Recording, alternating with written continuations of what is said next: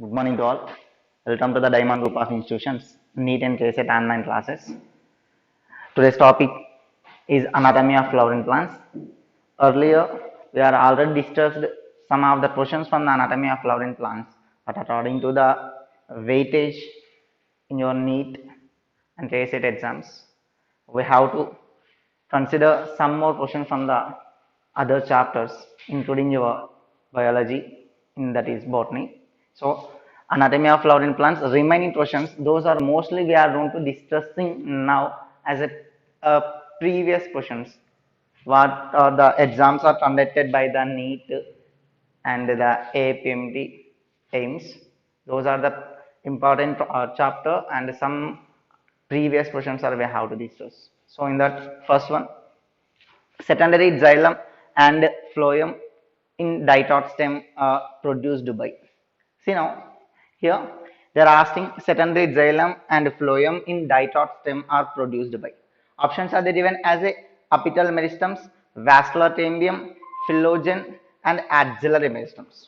So when we can imagine about the means of apical meristems, meristematic tissues are their presence at the apex region, that is called as apical meristems. You know that. And vascular cambium at the time of secondary growth, inside of the steel, a ring-like structure will be going to formed by the connecting of all vascular bundles. That vas cambium it's called as vascular cambium and phyllogen. So at the time of secondary growth only by activity of the cambium. So now, so these are the vascular cambium we are seen inside of the steel. But phyllogen is also called as a protambium. It was formed in the region of proteins. This is the steel and this is the proteins and this is the epidermis. So now phyllogen are also called as a protambium. It was formed in the region of proteins. So this is we call as a phyllogen. So here they can form into the vascular cambium and axillary meristem. So meristemat tissues are their presence in the axillary region. That is, those are called as axillary meristems. So now they are asking secondary xylem and phloem. So when we can imagine about the vascular bundle, cambium it was present. That's the character of diploid plant. And these are the diploid plant stem or roots. From the cambium, formation of new tissues are take place towards the xylem and towards the phloem. So now here already phloem it was present, that is called as primary phloem, and already xylem it was present, that's called as primary xylem. And from the cambium, this is we call as vascular cambium. After the formation of vascular ring, vascular cambial ring. So intra and intervascular cambiums are combined together and form into a cambial ring. That's only we call as a vascular cambium. So from the cambium, a cambium can act as a meristematic nature. So addition of new cells are take place towards the phloem. Now this is the primary phloem and this is the primary xylem. From these cambial ring, addition of new cells are take place towards the primary phloem. Those are we call as a secondary phloem. Addition of new cells are take place towards the primary xylem. Those are we call as a secondary xylem. So, secondary xylem and phloem in diploid stem are produced by option A, the given as apical meristem. Apical meristem does not give the secondary xylem and secondary phloem. Vascular cambium. This is only the vascular cambium. So cambium is formed by a combine of inter and intravascular cambium, that's called as a cambial ring, or we are also called as a intravascular cambium, then give the secondary xylem and secondary phloem. So answer is D. And next to phyllogen. Phyllogen also the cambium, but it was present in between the epidermis and the steel, means in the region of proteins. These are the phyllogen it was present, that's also called as protambium. And axillary meristem is not involved into the formation of secondary xylem and secondary phloem. And the next question, Casparian strips occur in. So again, we can see the anatomy of root will be that epidermis, protets, and steel. So in that steel innermost layer of the plant body or innermost layer of the root, it is called as a endodermis. So now Casparian strips are the specialized structures.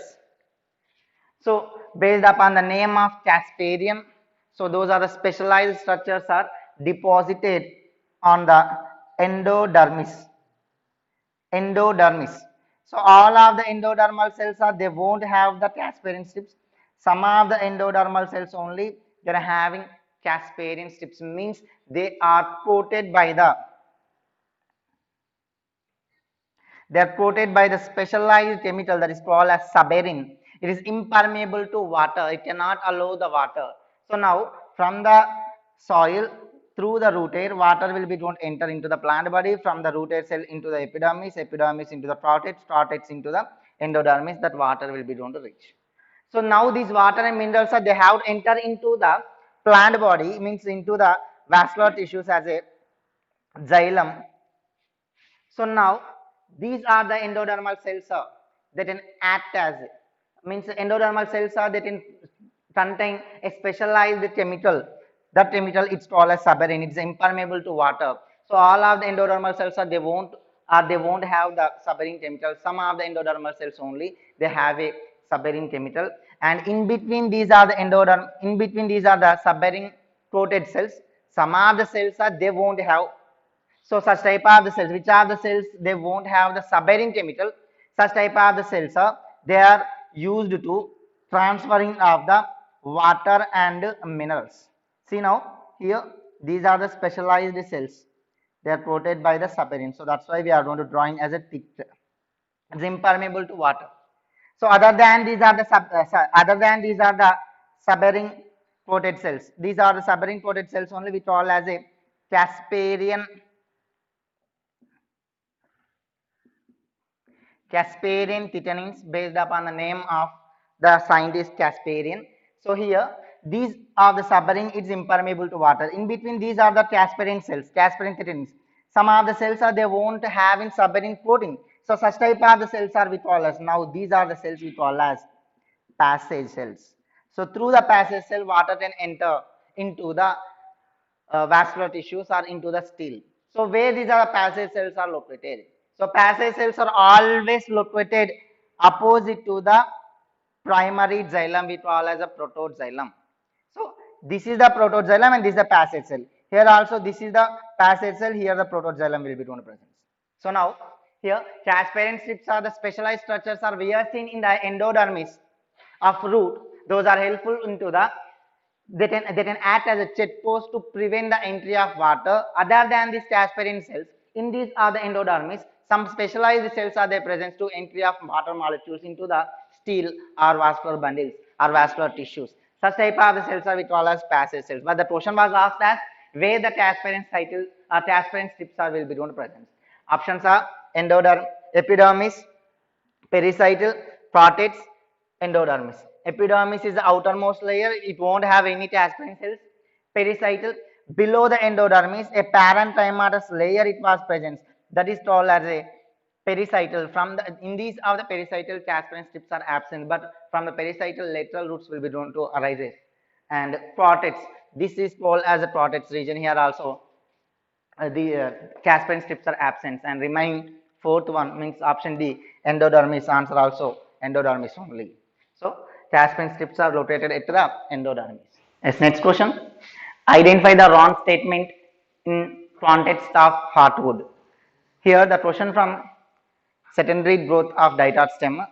So when we see the transfer section of the diploid stem, or a trunk stem was started into a transfer section TS, will be treated as a two parts majorly.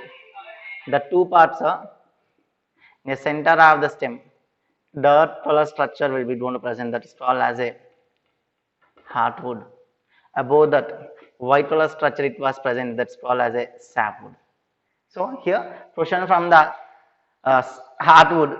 So these are the heartwood and sapwood, both are we seen, those are belongs into the secondary xylem only. In these are the secondary xylem, At the time of secondary growth, those are derived from the cambial ring. So heartwood and sapwood both are belongs into the secondary xylem. So these are the heartwood and sapwood based on that. Option A, it is highly durable. Yes, here in the center of the diploid stem, a dark color structures will be present that's called as a heartwood. It's a highly durable. When we compare into the sapwood, hardwood durability is more. The life of the wood it's more because hardwood can store the different types of the organic components as a resins, oils and tannins and gums. So that is the reason it will be going to become as a dark in color. And that's the reason it is resistant into the insects. So its resistance into the insect, that's the reason, and here these insects will not get any harm into the hardwood. So hardwood is majorly used into the making of furnitures. And option B, it conducts water and minerals efficiently. So option B they given as a it conducts water and minerals efficiently. Hardwood it was present in center, it can providing as a mechanical support. Mechanical support. It not involved in the transport of water and minerals because those are the dead cells are stored by the resins and tannins and water and minerals are conducted by the sapwood. And option C, it comprises dead elements with a highly lignified walls. So not only the hardwood, sapwood also, it is made up of by the lignified cells, xylem tratids, xylem vessels, and the xylem fibers are made up of by the lignified cells or cell wall of these are made up of by the lignin, so that's why lignified cells, and organic compounds are deposited in it. So organic components are deposited in hardwood and it's a cell wall it is made up of by the lignin and it is a highly durable. These three options A, C, D are correct statement, but B is a incorrect statement. Water conduction occur through the sapwood, not by the hardwood. So answer is B. And wrong statement only they are asked. So answer wrong statement is B only. And next question. The balloon shaped structures called chylosis. So the balloon shaped structures called chylosis. When we see in xylem components, those are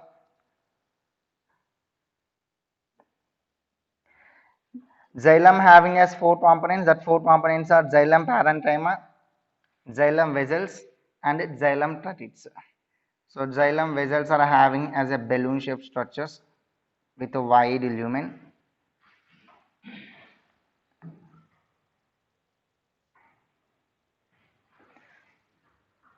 They are having as connections with all as perforations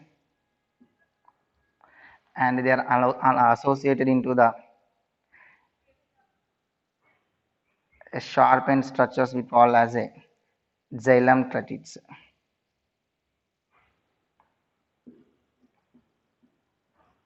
So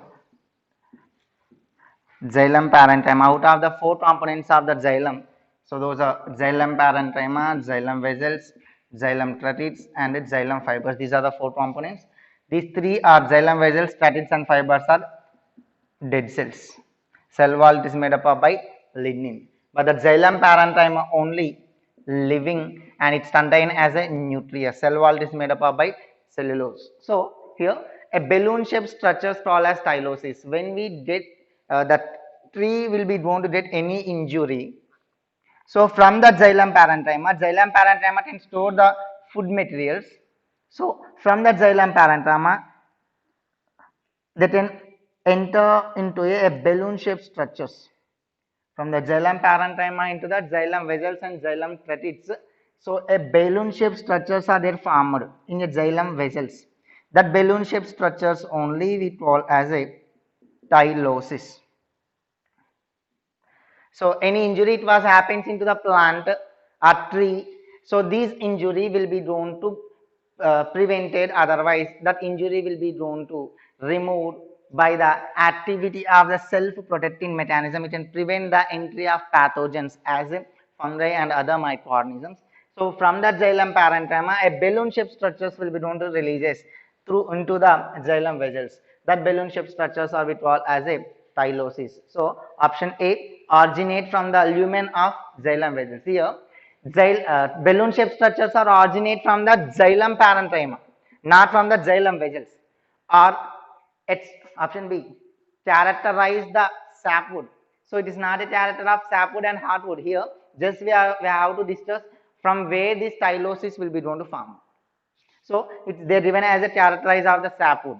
And option D they're given as a option C they're given as a or extension from the xylem parenchyma to xylem vessels. Option D are linked to the ascent of sap through the xylem vessels. This tylosis is not linked into the ascent of sap. And option C, once it is, are extensions from the xylem parenchyma to xylem vessels. So here from the xylem parenchyma to xylem vessels, balloon shaped extensions are formed. Those are only we call as a tylosis. So answer is C. Next question. Read the different components from 1 to 4 in list given below and tell the correct order of the components with reference to their arrangement from outer side to inner side of woody diptych stem.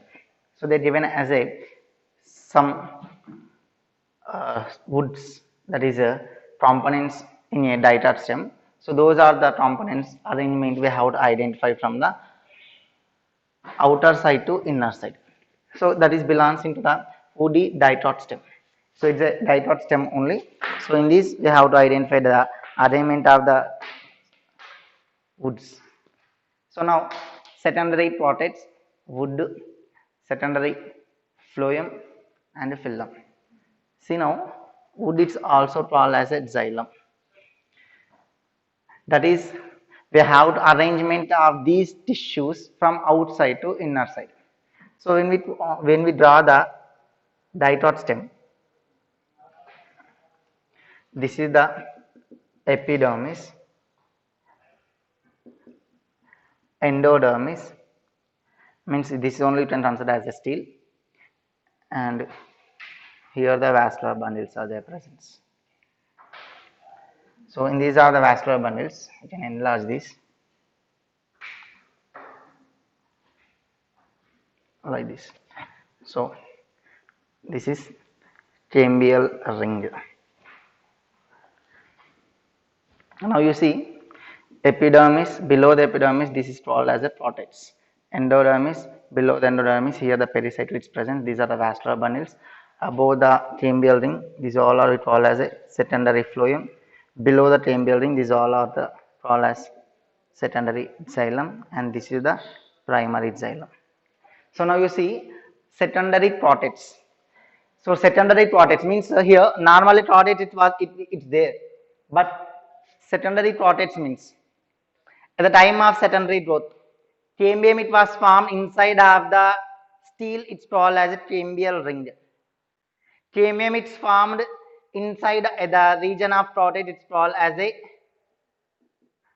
cambium, or we are also called as a phylum. Now they are asking secondary protets. So from these are the cambium towards the epidermis, addition of new cells are take place, means above the cambium what are the cells are there added or present, those are called as phylum cells, are also called as a prot cells. Those are the dead cells.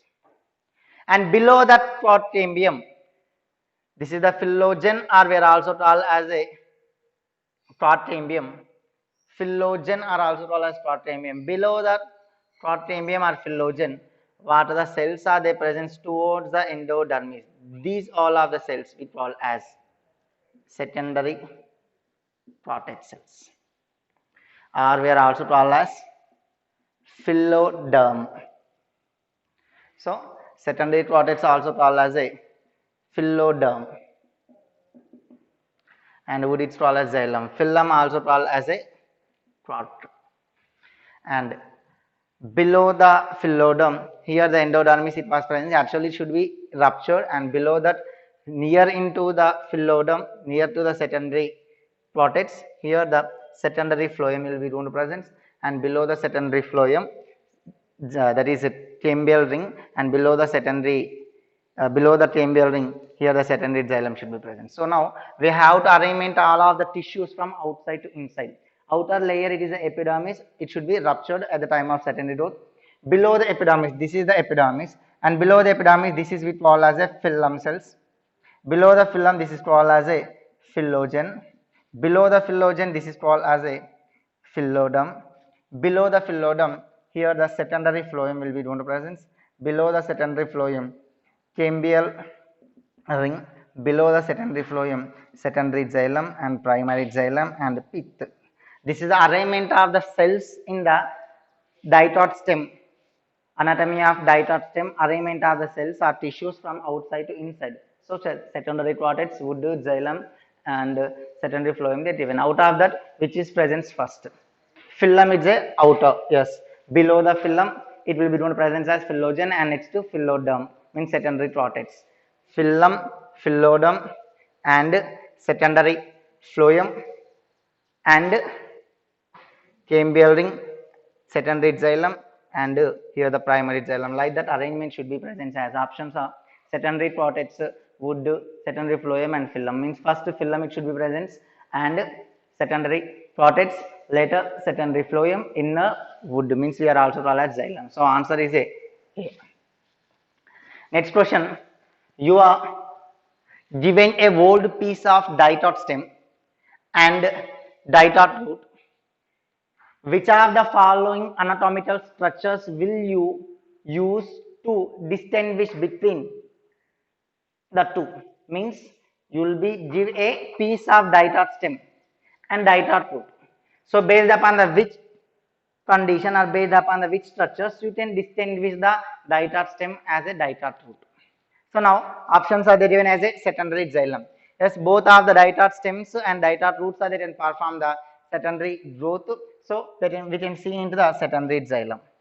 And secondary phloem. If the secondary xylem is there from the they are developed from the cambial ring, secondary xylem and secondary phloem. Secondary xylem is there means secondary phloem also. Same in the diploid stem and diploid root. And coming to the protoxylem. So major differences between the stems and the roots. That is in the steel arrangement of the vascular tissues. You can imagine this is the root still and this is the shoot, or we are also called as stem. The roots arrangement of the vascular bundles means arrangement of the xylem, it's called as exarch, and in the shoot it is a endarch. Exarch and endarch means protoxylem it was present at periphery, metaxylem it should be center. That is the character of root. This is the protoxylem, first formed xylem, and this is the metaxylem, later formed the xylem. That is seen exarch condition we are seeing in a roots. In the same way, shoot, metaxylem it was present at periphery, protoxylem it was present at the center. So this is protoxylem and this is the metaxylem. So protoxylem it was present at the center in a shoot, so that's why we call as endarch. Protoxylem it was present at periphery in a root, so that's why we call as a exarch. So based upon the position of the protoxylem, we can easily determine or we can easily distinguish between the xylem and phloem and the diploid stems and the diploid root. So diploid stem and the diploid root differentiation will take place based upon the location of protoxylem only, because in that that is root cells, protoxylem it was present as periphery, so we are called exarch. In the stems, protoxylem it was present at center, we call as endarch. And option D they given as being lignified. All of the cells are lignified in a xylem components except the xylem parenchyma in a root and stem. So secondary xylem, secondary phloem being as lignified, these structures we can see into the both, but protoxylem, position of the protoxylem only difference. So based upon this protoxylem we can identify. And next question, age of a tree can be estimated by. Age of a tree can be estimated by. See, when we got the transverse section of the old stem, these are the stem, it's having many number of such type of the ring-like structures. So we have to estimate the age of a tree based upon the these rings we can easily give the or we can easily estimate the age of the tree. So these rings are we call as a annual rings. You know that activity of the cambial ring, it's not similar in a it is not similar in a every year. It is depend upon the season. So if the seasons are changed, the activity of the cambial ring can depend upon the seasons. So that activity of the cambium ring in the spring season and autumn season will be no different. So that's why spring wood and autumn wood will be going to form. So 1 year or for one annual ring by the combine of the spring wood and autumn wood. So by the combine of the one spring wood and autumn wood. So light color wood and the dark color wood means the small size of the xylem that it's large size of the xylem types and the xylem vessels. We can estimate, we can considering as a one ring. Means 1 year one ring will be done, or one season one ring will be done to form. So we can easily estimated the age of the tree by the measuring or counting of the rings, annual rings. Annual means every year. So every year two season means every year spring season and autumn season will be done to date. Spring season time spring wood is formed, autumn season time autumn wood is formed. So these two of the spring wood and autumn wood will be done to appearing as differently. We can easily identify based upon the structures. So these spring wood and autumn wood will be going to formed every yearly once. So we can consider as an annual ring. So based upon that annual rings, we can easily identify the age of tree.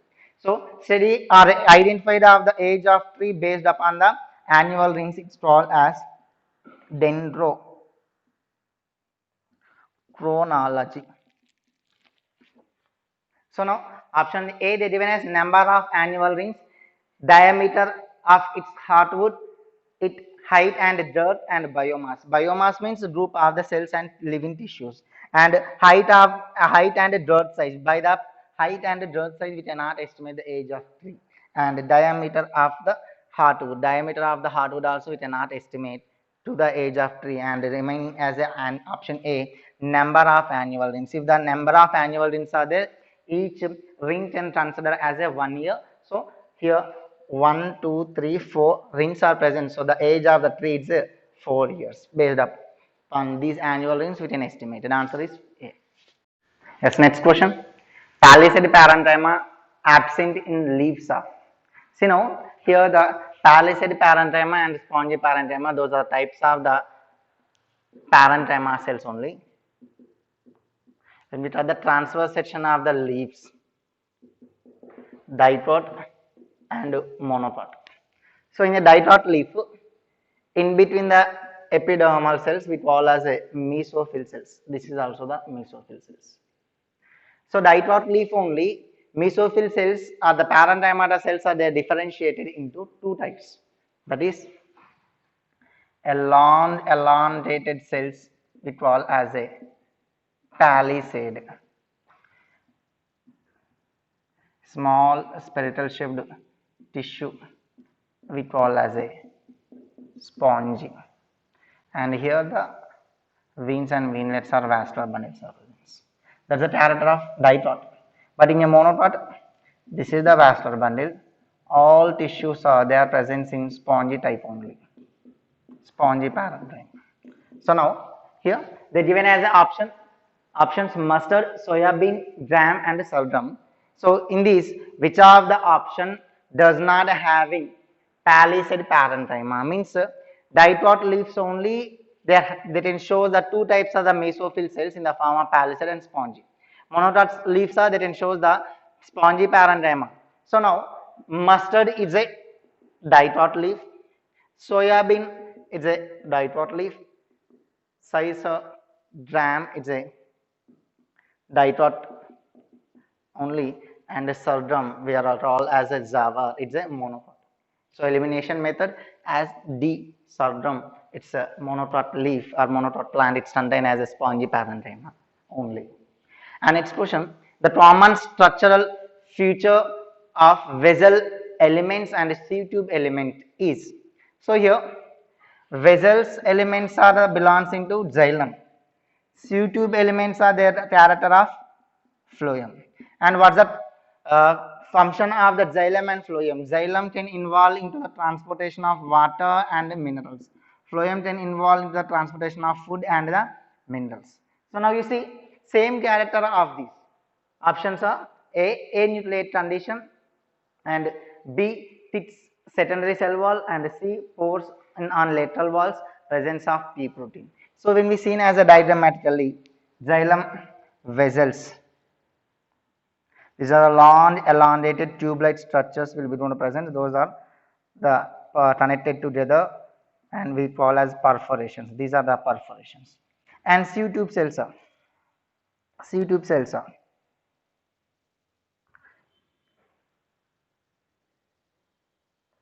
So these are the sieve tube cells. Here a plate-like structures are present. We call as sieve plates. Sieve tube cells are living and the xylem vessel cells are non-living, and they are involved into the transportation of water and minerals, and the center we call as a empty space is present in the xylem vessel is called as lumen. So here both of the structures similar characteristics. So both are the xylem vessels and sieve tube cells. Xylem vessels and sieve tube cells are xylem vessels are non-living, sieve tube cells are living. Xylem vessels are involved in the transport of water and minerals. Those are components of xylem. And sieve tube cells are the presence of the components of phloem, and those are involved into the transportation of food materials only. So similar character is here the xylem vessel does not having any nucleus. Nucleus is absent. Anucleated structures. Sieve tube cells also nucleus is absent, but then also we are called as a living because these sieve tube cells are that then associated into the companion cells. Companion cell of the nucleus then perform the functions of. And option B, thick to secondary walls. Xylem vessel cells are they contain as a thick to secondary wall. Cell wall is made up of by lignin. Pores on lateral walls. Sieve tube cells only they contain as a pores on a lateral walls. Presence of P protein. P proteins are we are seen in a sieve tube cells only. That sieve plates are having a pores. The pores are covered into the protein that is called as a phloem protein. So same structures are similar character in between the that is xylem vessels and the sieve tube cell. It is anucleated condition, absence of nucleus. And next, which are the following plant cells will show totipotency? So here the totipotency we are seen at the time of tissue culture. So then what's the means of totipotency? Ability to give the whole plant body from a single cell. It's called as totipotency. So which of the plant cells are? All of the plant cells are that in having a totipotency in nature. But here, which are the following plant cells that shows into the totipotency? Means based upon the characters. Means which of the cells are that can give continuously into the new cells. So such type of the cells are that can show the totipotent nature. So option A, sieve tube cells, xylem vessels, meristem and pot cells. So you know that all of the plant cells are having a ability to giving a whole plant from the single cell. That's called as totipotency. So here out of the four options, those four are belongs into the plant cells only. But these are the four cells: sieve tube cells, xylem cells, xylem vessels, and pot cells. These are the three cells.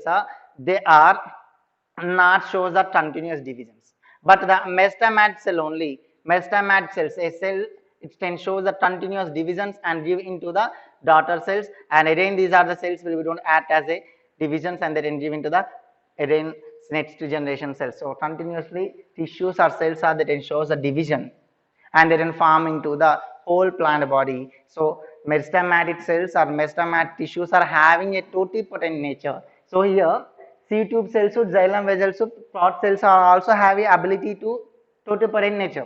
But comparing to these three, meristemat cells are the meristemat tissue that ensures continuous divisions than into these three. These three are will not show the continuous divisions, but meristemat tissues are that ensures the continuous division. So that's why based upon the elimination method, meristemat tissues or meristemat cells are having this totipotent nature. And next question, Tunica torpus is connected with Tunica torpus theory. It's connected with options are given as a root apex, root cap, shoot apex, and secondary growth. Secondary growth will not get, and here the root apex means outermost layer that is in a root apical theory. That can show the root cap that is dermatogen. Sorry, calyptrogen. Calyptrogen theory and shows the formation of root cap and remains as root apex and shoot apex theory. So in the year of 1924, one of the scientists Schmidt, he proposed the shoot apex theory. The apex region of the tissue, means apex region of the stem or apical region of the stem, entirely he was considering as a two layers. The two layers are, this is the stem, outer layer is called as a tunita and inner layer is called as a corpus. So tunita, outer layer is contained as epidermis, proteins, and the that is epidermis, proteins, and the corpus it's contained as a vascular tissues at xylem and phloem. So the tunita corpus theory, it's connected with the shoot apex theory. It was proposed by Schmidt. Answer C.